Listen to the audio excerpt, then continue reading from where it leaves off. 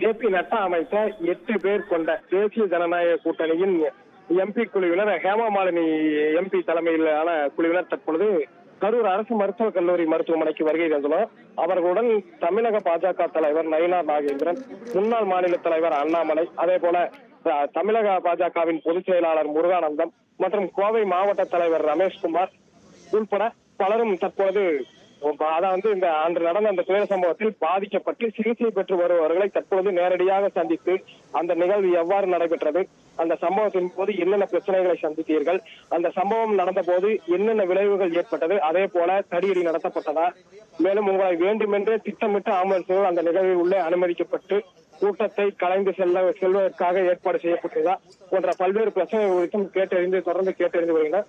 மேலும் அவர்களுக்கு தாங்கள் உங்களுடன் இருக்கின்றோம், இதன் உறுதித்தன்மை என்ன நிகழ்ந்தது என்பதை நாங்கள் ஒரு அறிக்கையாக நாங்கள் சமர்ப்பிக்க வேண்டும், அதற்கு அனைவரது ஒத்துழைப்பு வேண்டும் என்று கூறி அவர்களை தற்போது சந்தித்து அவர்களுக்கு ஆறுதல் கூறி நலம் விசாரித்து வருகின்றனர்.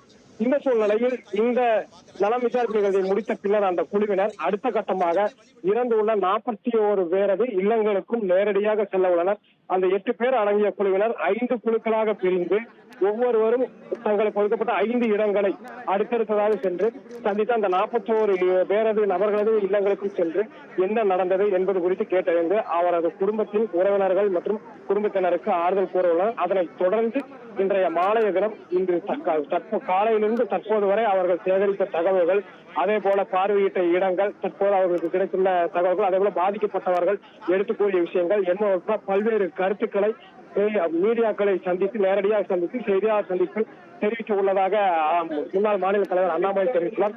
இதற்கிடையே அவர்கள் உள்ளே செல்லும் போது போலீசாருக்கும் அவருக்கும் இடையே தள்ளுமுள்ளு ஏற்பட்டது.